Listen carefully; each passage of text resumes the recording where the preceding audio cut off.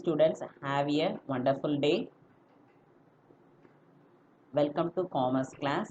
12th standard students, நம்ம last classல commerceல lesson 4 பார்த்தோம். Introduction to financial marketங்கிற lessonல part 1 பார்த்தோம். part 1ல என்னென்ன பார்த்தோம்? Meaning and definition, scope of Indian financial market பார்த்தோம், types of financial market பார்த்தோம், role of financial market பார்த்தோம். இன்னைக்கு நம்ம என்ன பார்க்க போறோம் அப்படின்னு சொன்னா functions of financial market first டாபிக்கா பார்க்க போறோம். அதுல ரெண்டு டைப் ஒன்று. First one intermediate function. Intermediate அப்படின்னு சொன்னா பையருக்கும் செல்லருக்கும் நடுவில் ஒரு இன்டர்மீடியட் பர்சன் யாருன்னா இந்த ஃபினான்ஷியல் மார்க்கெட்டாக இருக்கு. ஸோ இன்டர்மீடியட் ஃபங்க்ஷன் அதில் நம்ம 7 டைப் பார்க்க போகிறோம். First one transfer of resources.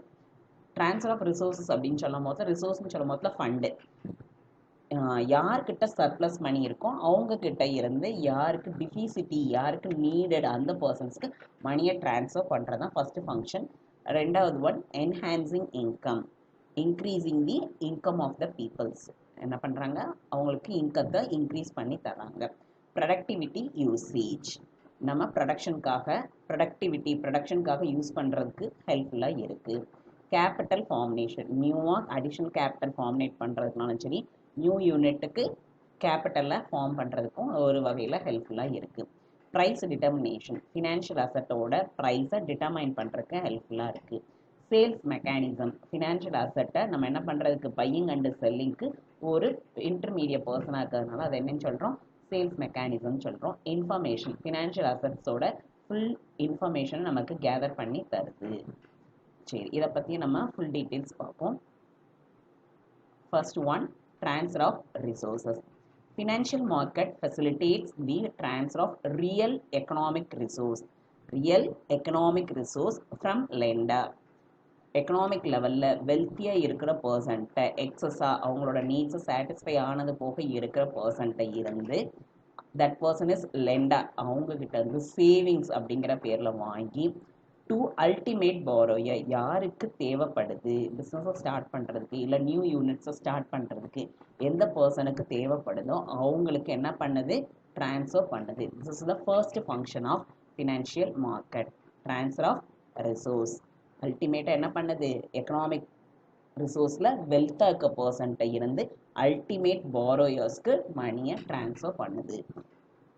Second one, enhancing income. Enhancing the increasing the income. Financial market allow the lender earn interest. யாருமே தன்னோட பணத்தை லெண்டர்ஸ் என்ன பண்ண மாட்டாங்க? சும்மா யாருக்கும் தர மாட்டாங்க. earn interest. இதே இது நமக்கு அது டிபென்ச்சராக இருந்துச்சுன்னா என்ன கிடைக்கும்? இன்ட்ரெஸ்ட் கிடைக்கும்.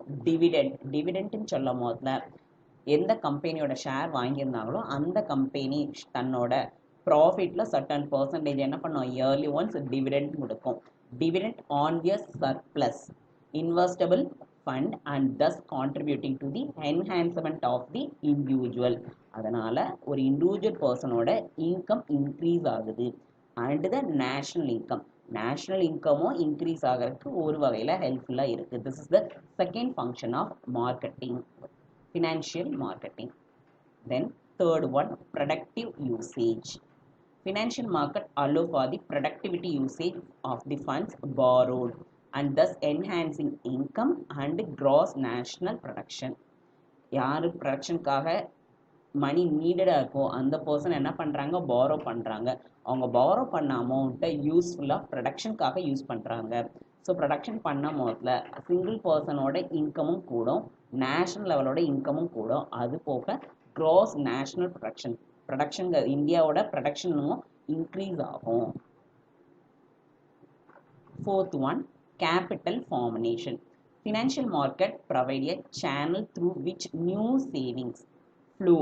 நியூ சேவிங்ஸ் அப்படின்னு சொல்லும் போதில் ஃபினான்ஷியல் மார்க்கெட்டில் நிறையா சேவிங்ஸ் ஸ்கீமை இன்ட்ரடியூஸ் பண்ண எக்கனாமிக் ரிசோர்ஸில் வெல்த்தாக இருக்க பர்சன் என்ன பண்ணுறாங்க? சேவ் பண்ணுறாங்க. அதனால ஃப்ளோ அப்படின்னு சொல்லும் போதில் மணி சர்க்குலேஷன்ஸ் எப்படி இருக்குது? ஜாஸ்தியாக இருக்குது. Flow to aid capital formation. It is the one of the way to help the capital formation. யாருக்கு நியூ யூனிட் ஓப்பன் பண்ணி பிஸ்னஸ் ஸ்டார்ட் பண்ண போகிறாங்களுக்கோ அவங்களுக்கு கேபிட்டல் ஃபார்மினேஷனுக்கும் ஹெல்ப் பண்ணலாம். இல்லை அடிஷ்னலாக நியூ யூனிட் ஓப்பன் பண்ணி ப்ரொடக்ஷன் பண்ண போகிறவங்களுக்கு அடிஷ்னல் கேபிட்டலாகவும் இது ஃபார்முலேஷன் ஆகிறதுக்கு ஹெல்ப்ஃபுல்லாக இருக்குது.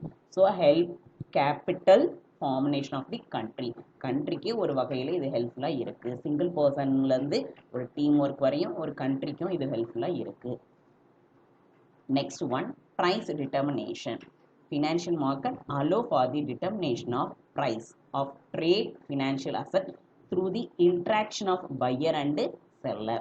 பையரோடையும் செல்லரோடையும் டிஸ்கஷன் பண்ணி ப்ரைஸை டிட்டர்மைன் பண்ணுறதுக்கு ஃபினான்ஷியல் மார்க்கெட்டில் ஃபினான்ஷியல் அசட்னு சொல்லும் போதில் bonds, shares, debentures, treasury bills இது எல்லாத்தோட இந்த அசட்டோட ரேட்டை ஃபிக்ஸ் பண்ணுறதுக்கு ஹெல்ப் பண்ணுது. They provide a signal for the allocation of fund in the economy based on the demand and supply through the mechanism called price discovery of process. அதாவது ஒரு goods ஒரு ஷேர்னு எடுத்துக்கிடுவோம். அதனோட ஷேர் 1000 ருபீஸாக இருக்கும் போதில் அதோட டிமாண்ட் எப்படி இருந்துச்சு, ரொம்ப அதிகமாக இருந்துச்சு. 3 இயர்ஸ் கழித்து அதனோட வேல்யூ 5000 அப்படின்னு சொல்லும் போது அதுக்கு டிமாண்டு இல்லை. அப்போ டிமாண்டு கம்மியாயிடுச்சு அப்படின்னு சொன்னால் அதனோட ரேட்டு என்ன அன்னைக்கு தேதிக்கு அப்படின்னு சொல்லி தட் இஸ் ஃபைண்ட் அவுட். அதை தான் என்னன்னு சொல்லியிருக்காங்க, mechanism is called price discovery process. அப்போ டிமாண்ட் இல்லைன்னா அதனோட ரேட் என்ன ஆகும், கம்மியாகும். சப்ளையும் அதுக்கேற்ற மாதிரி இருக்காது. இதை ஃபிக்ஸ் பண்ணுறது யார், இந்த ஃபினான்ஷியல் மார்க்கெட்டிங் அப்படின்னு சொல்கிறது தான். நெக்ஸ்ட் ஒன், ப்ரைஸ் என்ன ஆகுது, இன்க்ரீஸ் ஆகுது, டிக்ரீஸ் ஆகுது, இது எல்லாத்தையும் பொறுத்து தான் அந்த ஃபினான்ஷியல் அசட்டோட வேல்யூவை ஃபிக்ஸ் பண்ணுறாங்க. Sales mechanism. Financial market provide the mechanism for selling of financial asset. நம்ம கையில் இருக்கிற ஃபினான்ஷியல் அசட்ஸ் டிபென்ச்சராக இருக்கலாம், இல்லை ஷேராக எடுத்துக்கோங்க. ஷேரோட வேல்யூ வந்து நம்ம வாங்கும் போதில் 1000 ருபீஸ் ஒரு 4 months பிஃபோராக இருக்கலாம். இன்னைக்கு மார்க்கெட் ரேட்டில் அதனோட ட்ரெண்டு 1800 அப்படின்னு சொல்லும் போது நமக்கு 4 monthsல 800ங்கிறது ஒரு ப்ராஃபிட். ஸோ அந்த இடத்துல நமக்கு சேல்ஸ் பண்ணுறதுக்கு ஹெல்ப்ஃபுல்லாக இருக்குது. By the investors so as to offer to the benefits. அவர் பெனிஃபிட் ஆகிறதுக்கு ஒரு மார்க்கெட்டபிலிட்டியாகவும் இருக்குது. And liquidity of such assets. அந்த அசட் என்ன ஆகுது, நமக்கு மார்க்கெட்டில் ஒரு ஃப்ளோ ஆஃப் கேஷ் வந்து ஜாஸ்தி ஆகிறதுக்கு ஹெல்ப்ஃபுல்லாக இருக்குது. அதை தான் நம்ம என்னன்னு சொல்கிறோம், லிக்யூடிட்டி அப்படின்னு சொல்கிறோம். Information. The activities of the participants in the financial market result in the generation and consequent dissemination of information to the various segments. So many places-ல இருந்து அந்த ஃபினான்ஷியல் அசட்டோட ஃபுல் இன்ஃபர்மேஷனை கேதர் பண்ணிக்கிறது. டிமாண்ட் எவ்வளோ இருக்குது, சப்ளை எவ்வளோ இருக்குது, ஸோ அதோட price என்ன அப்படிங்கிற எல்லா விஷயத்தையும் என்ன பண்ணிக்கிறது, கேதர் பண்ணி பையருக்கும் சரி செல்லருக்கும் இஷ்யூ பண்ணுது. So as to reduce the cost of transaction. அதனால் ஃபினான்ஷியல் அசட்டோட காஸ்ட் எப்படி இருக்குது, கம்மியாக இருக்குது. So it is as to reduce the cost of transaction of the financial asset. Next என்ன அப்படின்னு சொன்னால், நம்ம இவ்வளோ நேரம் நம்ம இன்டர்மீடியட் ஃபங்க்ஷன் பார்த்தோம். அடுத்து ஃபினான்ஷியல் ஃபங்க்ஷன் பார்க்க போகிறோம். Providing the borrower with funds so as to enable them to carry out their investment plan. இந்த ஃபினான்ஷியல் ஃபங்க்ஷனுங்கிறதுல ஃபர்ஸ்ட் ஒன் என்ன சொல்லியிருக்கு, பாரோயருக்கு ஒரு இன்வெஸ்ட்மெண்ட்டுக்கு நான் சொன்ன மாதிரி நியூ யூனிட் ஆரம்பித்தா அவங்களுக்கு இன்வெஸ்ட்மெண்ட்னாலும் சரி, அடிஷ்னல் யூனிட் ஆரம்பித்தவங்களுக்கு இன்வெஸ்ட்மெண்ட் பிளானுக்கு ரொம்ப ஹெல்ப்ஃபுல்லாக இருக்குது. செகண்ட் ஃபங்க்ஷன் என்ன, providing the lender with earning asset. யாரெல்லாம் லெண்ட் பண்ணியிருக்காங்களோ அவங்களுக்கு டிவிடெண்ட் மூலமாகவும் இன்ட்ரெஸ்ட் மூலமாகவும் earning asset. So as to enable them to earn wealth by deploying அப்படின்னு சொல்லும் போதில் என்ன மீனிங் அப்படின்னா, effective action in the asset productivity venture. யாரெல்லாம் ப்ரொடக்ஷன் பண்ணணுங்கிறாங்களோ அவங்களுக்கு இது எஃபெக்டிவாக யூஸ் ஆகுது அப்படின்னு சொல்லியிருக்காங்க. ப்ரொவைடிங் லிக்விடிட்டி இன் தி மார்க்கெட்டில் என்ன பண்ணுது, லிக்விடிட்டி கேஷ் ஃப்ளோவை இன்க்ரீஸ் பண்ணுது. So as to facilitate trading of funds. ஃபண்டை ட்ரேட் பண்ணுறதுக்கு ரொம்ப ஹெல்ப்ஃபுல்லாக இருக்குது அப்படின்னு சொல்லியிருக்காங்க. இவ்வளோ நேரம் நம்ம என்ன பார்த்தோம், 2 டைப் ஆஃப் ஃபங்க்ஷன்ஸ் பார்த்தோம். ஃபங்க்ஷன்ஸ் ஆஃப் ஃபினான்ஷியல் மார்க்கெட்டில் 2 பார்த்தோம். என்னென்ன, இன்டர்மீடியட் ஃபங்க்ஷனும் ஃபினான்ஷியல் ஃபங்க்ஷனும் பார்த்தோம். இன்டர்மீடியட் ஃபங்க்ஷனில் 7 பாயிண்ட்ஸ் பார்த்தோம், ஃபினான்ஷியல் ஃபங்க்ஷனில் 3 பாயிண்ட்ஸ் பார்த்துருக்கோம். நம்ம அடுத்து என்ன பார்க்க போகிறோம் அப்படின்னு சொன்னால் difference between new issue market and secondary மார்க்கெட்டுக்குள்ள டிஃப்ரென்ஷியேட் பார்க்க போகிறோம். Meaning first one, new issue மார்க்கெட்க்கு என்ன மீனிங் அப்படின்னு சொன்னால் இந்த market place for new shares issue primary markets. ஒரு கம்பெனி தன்னோட ஷேரை ஃபர்ஸ்ட் டைம் இஷ்யூ பண்ணாங்க அப்படின்னு சொன்னால் that is called as primary markets. அதுக்கு நியூ மார்க்கெட்னு பேர். செகண்டரி மார்க்கெட் இந்த பிளேஸ் வேர் ஃபார்மலி அப்படின்னு சொன்னால் இன் தி பாஸ்ட் ஏற்கனவே இஷ்யூ பண்ண issued securities R trade is known as secondary market. ஏற்கனவே மார்க்கெட்டில் இஷ்யூ பண்ண அந்த ஃபினான்ஷியல் அசட்டை ரீசேல் பண்ணோம் அப்படின்னு சொன்னால் that is called as secondary markets. இப்போ மீனிங் பார்த்தோம். Second one, buying directly. It is டைரக்டாக யார்கிட்ட இருந்து வாங்குது? கம்பெனி இருந்து இன்வெஸ்டர்ஸ் வாங்குறாங்க. இங்கே இன்டைரக்ட் அப்படின்னு சொல்லும் போதுல இன்வெஸ்டர் டு இன்வெஸ்டர்ஸ் என்ன பண்ணிக்கிறாங்க? பையிங் அண்ட் செல்லிங் ப்ராசஸ் பண்ணிக்கிறாங்க. Third one, financing. யாருக்கு ஃபினான்ஸ் சப்போர்ட் பண்ணுது அப்படின்னா it supply funds to budding enterprises. அப்படின்னா நியூவாக ஓப்பன் பண்ணுறவங்களுக்கும் சரி அண்ட் ஆல்சோ எக்ஸிஸ்டிங் கம்பெனி ஏற்கனவே இருக்கிற கம்பெனிக்கு எக்ஸ்பேன்ஷன் அப்படின்னு சொல்லும் போதுல ஏற்கனவே ஒரு 1000 யூனிட்ஸ் நம்ம ப்ரொடியூஸ் பண்ணிகிட்டு இருக்கோம் அப்படின்னு சொன்னால் இன்னும் அவங்களோட யூனிட்டை எக்ஸ்ட்ரா பண்ணுறதுக்கும் ஹெல்ப்ஃபுல்லாக இருக்குது. இல்லை நியூ ப்ராடக்ட் ஓப்பன் பண்ணி பண்ணுறதுக்கும் இது ஹெல்ப்ஃபுல்லாக இருக்குது அப்படின்னு சொல்லியிருக்காங்க. It does not provide funding to company. இது கம்பெனிக்கு டைரெக்டாக ஃபண்டை கொடுக்காது.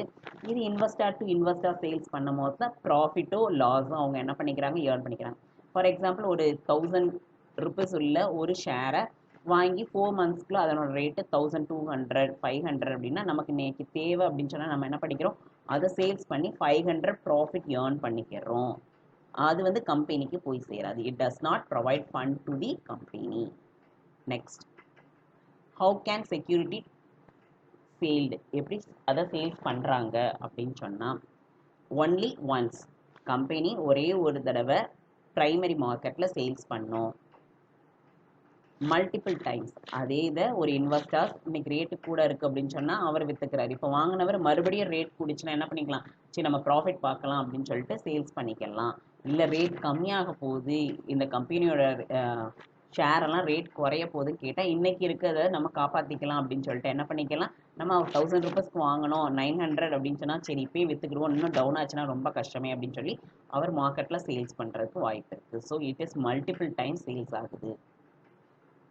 Next, buying and selling between. யாருக்குள்ள? கம்பெனிக்கும் இன்வெஸ்டர்ஸும். கம்பெனிலேருந்து டைரெக்டாக இன்வெஸ்டர்ஸ் என்ன பண்ணுறாங்க? கம்பெனியில் வாங்குறாங்க. இங்கே இன்வெஸ்டர்ஸ் என்ன பண்ணிக்கிறாங்க? பையிங் அண்டு செல்லிங் ப்ராசஸ் பண்ணிக்கிறாங்க. கெயின்டு பர்சன், இங்கே யார் பெனிஃபிட் ஆகிறா? கம்பெனி மட்டும்தான் பெனிஃபிட் ஆகுறாங்க. இங்கே இன்வெஸ்டர்ஸ்ன்னு சொல்லும் போதுல ப்ரைஸ் ஹை ஆகும் போதுல சேல்ஸ் பண்ணி அவங்க என்ன பண்ணிக்கிறாங்க? ப்ராஃபிட் ஏர்ன் பண்ணிக்கிறாங்க. தென் இன்டர்மீடியர் யார்? இங்கே அண்டர் ரைட்டர்ஸ்னால் யாருன்னா இவர் ஒரு ஸ்பெஷல் டைப் ஆஃப் புரோக்கர்ஸ். இவர் வந்து கம்பெனியில் டைரெக்டாக என்ன பண்ணிடுறாரு? கேரண்டி கொடுத்துட்றாரு. நான் இவ்வளோ ஷேர்ஸை உங்களுக்கு நான் விற்று தர்றேன் அப்படின்னு சொல்லிட்டு ஃபஸ்ட்டு அவங்க ஆரம்பிக்கும் போது அவங்களுக்கு அவங்களோட மார்க்கெட்டிங் எப்படி இருக்கும் அப்படிங்கிறது அவங்களுக்கு ஒரு ஐடியாஸ் இருக்குது. இது இந்த இடத்துல யார் நமக்கு ஹெல்ப் பண்ணுறாங்க அப்படின்னு சொன்னால் அண்டர் ரைட்டர்ஸ். நான் உங்களுக்கு சேல்ஸ் பண்ணி தர்றேன். இப்போ அவர் 2000 ஷேர்ஸை நான் விற்று தரேன்னு சொல்லிட்டு அவர் என்ன பண்ணுறாரு? கேரண்டி கொடுத்துறாரு. சப்போஸ் அவரால் 2000 ஷேர்ஸை விற்க முடியலனாலும் தன்னோட பொறுப்பில் அவர் என்ன பண்ணிக்கிறார்? அந்த ரிஸ்க்கை எடுத்து வச்சுக்கிறார். அதனால அவர் கமிஷன் ப்ளஸ் அடிஷ்னல் கமிஷன் வாங்குவார். அவர் தான் யார்? Under writers. இன்டர்மீடியட்டாக கம்பெனிக்கும் இன்வெஸ்டர்ஸ்க்கும் பிட்வீனில் இருக்கிறவர் யார்? Underwriters. இங்கே புரோக்கர்ஸ்ன்னு சொல்லும் போது இவர் பையர்கிட்டையும் செல்லர்கிட்டையும் சர்டன் பர்சன்டேஜ் என்ன பண்ணிக்கிடுவார்? கமிஷன் வாங்கிக்கிடுவார். Third person is called as brokers.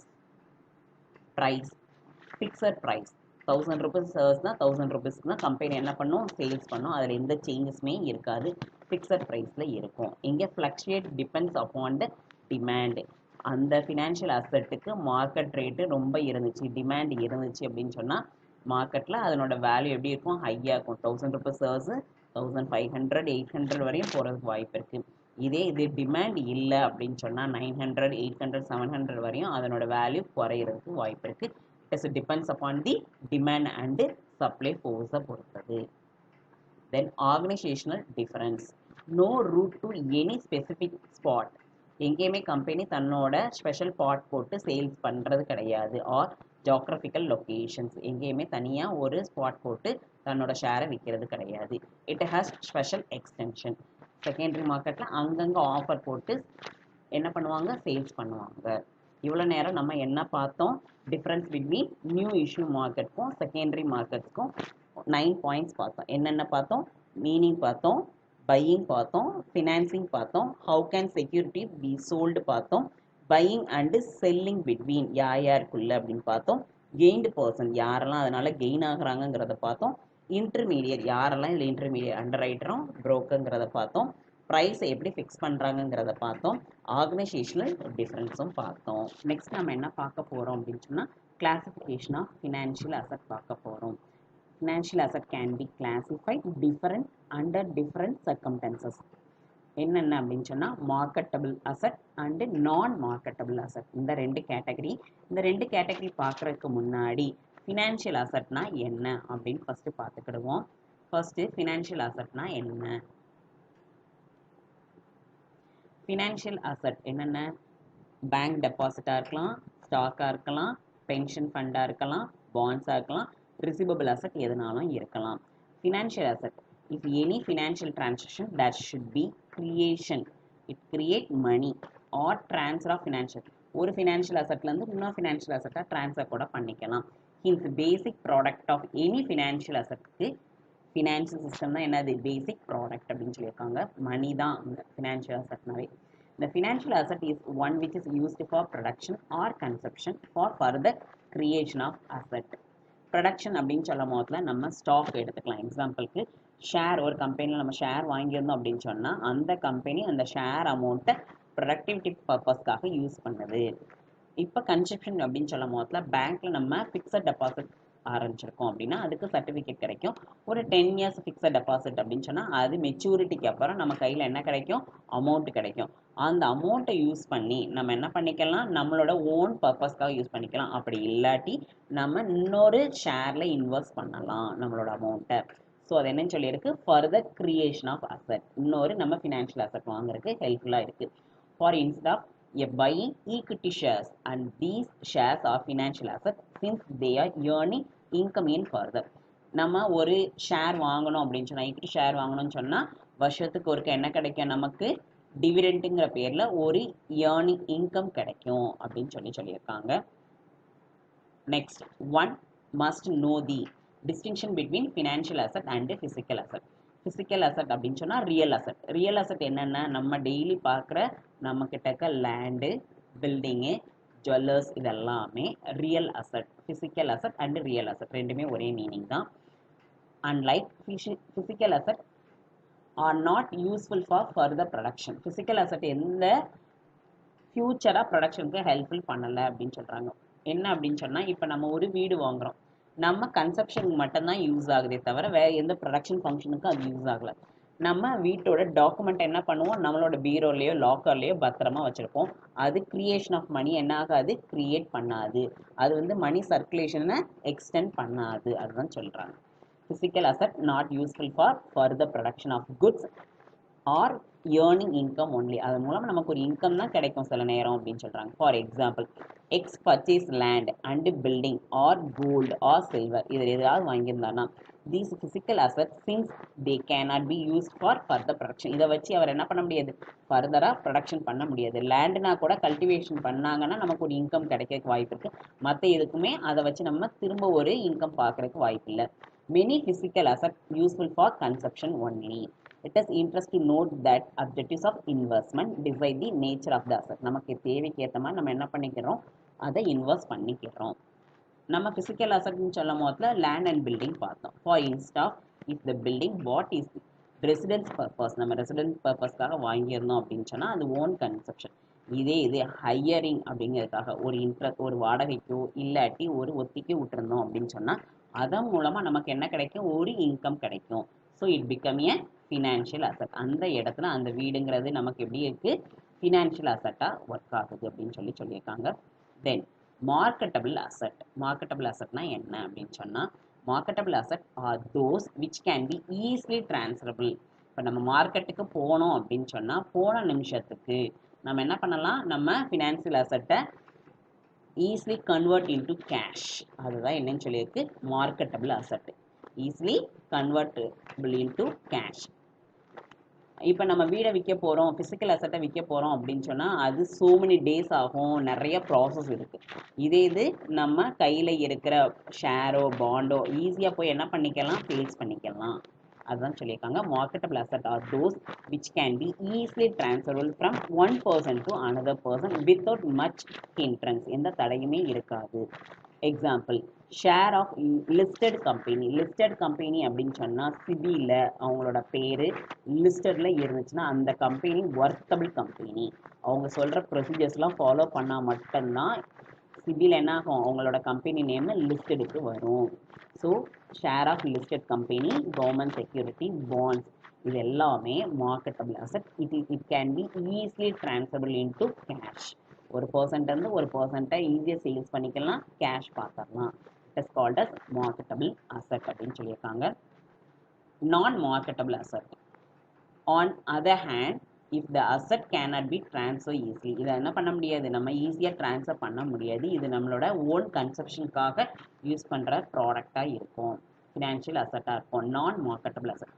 For example, bank deposit. நம்ம பேங்க்கில் டெபாசிட் பண்ணால் அதை நம்ம சேல்ஸ் பண்ண முடியாது, நம்ம மட்டும்தான் அதை என்ன பண்ண முடியும், என்ஜாய் பண்ண முடியும். ப்ராவிடென்ட் ஃபண்டு, நம்ம எம்ப்ளாயியாக இருந்தோன்னா நம்ம ஃபண்டில் இருந்து மந்த்லி ஒன்ஸ் எடுத்து வச்சு நமக்கு பென்ஷன் ஃபண்டாகவும் வரலாம். இது ஒரு சர்க்கம்டன்சஸில் நமக்கு தேவை அப்படின்னு எடுத்தால் நம்ம மட்டும்தான் அதை யூஸ் பண்ண முடியுமே தவிர வேறு யாரும் யூஸ் பண்ண முடியாது. அதை நம்ம யாருக்கும் சேல்ஸ் பண்ணவும் முடியாது. ப்ராவிடென்ட் ஃபண்ட், பென்ஷன் ஃபண்ட் அதே மாதிரி தான். நம்ம ரிட்டையர்மெண்ட்டுக்கு அப்புறம் நம்மளோட ஓன் கன்சம்ஷனுக்காக கிடைக்கிற அந்த fund.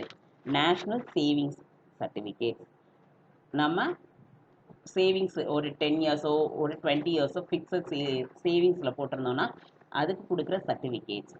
And then insurance policy, நமக்காக நம்ம எடுக்கிற இன்சூரன்ஸ் பாலிசி சர்டிஃபிகேட்டே நம்ம என்ன பண்ண முடியாது. இதெல்லாமே நமக்கு ஃபினான்ஷியல் அசட் தான். ஆனால் நம்ம என்ன பண்ண முடியாது, மார்க்கெட்டில் போய் ஒன் பர்சன்ஸ்க்கு நம்ம சேல்ஸ் பண்ண முடியாது. இது நம்மளோட ஓன் கன்சப்ஷனுக்காக யூஸ் பண்ணுற ஃபினான்ஷியல் அசட். நம்ம இவ்வளோ நேரம் என்ன பார்த்தோம், நான் மார்க்கெட்டபிள் அசட் பார்த்தோம். கிளாசிஃபிகேஷன் ஆஃப் ஃபினான்ஷியல் அசட், அதில் மார்க்கெட்டபிள் நான் மார்க்கெட்டபிள்னு பார்த்தோம். அதுக்கு முன்னாடி ஃபினான்ஷியல் அசட்னா என்ன, ஃபிசிக்கல் அசட்னா என்னன்னு பார்த்தோம். இன்னைக்கு நம்ம என்னென்ன பார்த்தோம், first functions of financial market பார்த்தோம். அதில் 2 ஃபங்க்ஷன் பார்த்தோம், இன்டர்மீடியட் ஃபங்க்ஷனும் ஃபினான்ஷியல் ஃபங்க்ஷனும் பார்த்தோம். செகண்டு, நியூ இஷ்யூ மார்க்கெட்டுக்கும் பிரைமரி மார்க்கெட்டுக்கும் செகண்டரி மார்க்கெட்டுக்கும் உள்ள டிஃப்ரென்ஷியேட் பார்த்தோம். கிளாசிஃபிகேஷன் ஆஃப் ஃபினான்ஷியல் அசட் பார்த்தோம். கிளாசிஃபிகேஷனில் மார்க்கெட்டபிள் அசட்னா என்னென்னு பார்த்தோம், நான் மார்க்கெட்டபிள் அசட்னா என்னென்னு பார்த்தோம், ஃபினான்ஷியல் அசட்னா என்னென்னு பார்த்தோம், ஃபிசிக்கல் அசட்னா என்னென்னு பார்த்தோம். ஓரளவுக்கு எல்லாரும் புக் எடுத்து நோட் பண்ணியிருப்பேன்னு நினைக்கிறேன் மிஸ்ஸு. அடுத்து என்னென்ன ஹோம்ஒர்க்குங்கிறத நோட் பண்ணிக்கோ.